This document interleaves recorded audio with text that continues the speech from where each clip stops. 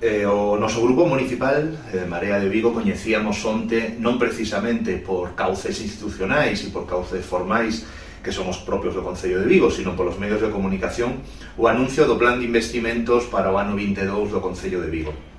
Dende logo, para nós é unha falla de criterio democrático que información que ten que ser, cando menos, coñecida por todos os grupos municipais, sexa remitido aos medios de comunicación antes que os propios grupos municipais, precisamente nun momento, ademais, en que entendemos que empeza a partir deste pleno de mañá, no que se van a tratar todos os asuntos previos á aprobación do orzamento, nun momento en que se empeza a facer a aprobación e a presentación desta documentación. A valoración que, como digo, este grupo municipal ten que sacar exclusivamente do que foi remitido aos medios de comunicación é que estamos ante unha operación de fogos artificios que realmente é bastante delirante. E como proba disto, este documento, que obviamente é un documento público do Concello de Vigo, se pode ver perfectamente a execución dos orzamentos deste ano, do ano 21, o ano en curso,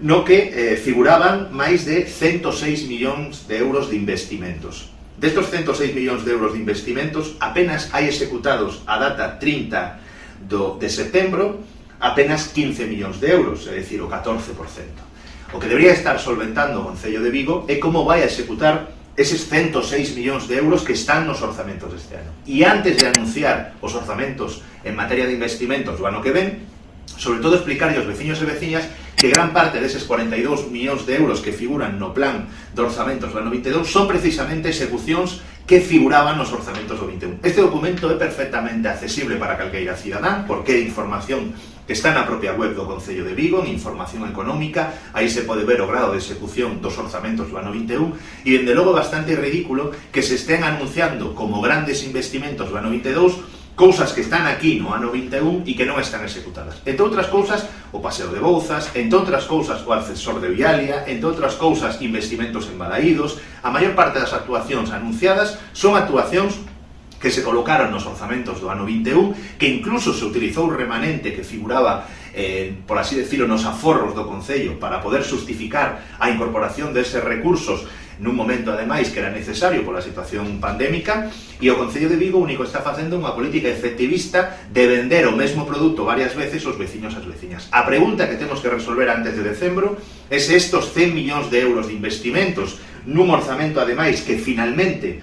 contado as modificacións orzamentarias, foi de 362 millóns de euros, apenas hai executados 148 millóns. De 362, 148 millóns. Como digo, información que figura na web do Concello de Vigo. E fronte a iso, o que hai é un anuncio dos investimentos do ano que ven que debería preocuparnos menos cando temos prácticamente todo o orzamento do ano 21 sen executar. Son datos terribles, son datos que amosan, ademais, a incapacidade manifesta de execución deste Concello, e non se pode culpar a unha oposición, a unha situación de quebra política. Ten unha maioría absoluta que lle podría permitir perfectamente levar adiante este orzamento. No ano 21, que era un ano de reconstrucción económica, faltaron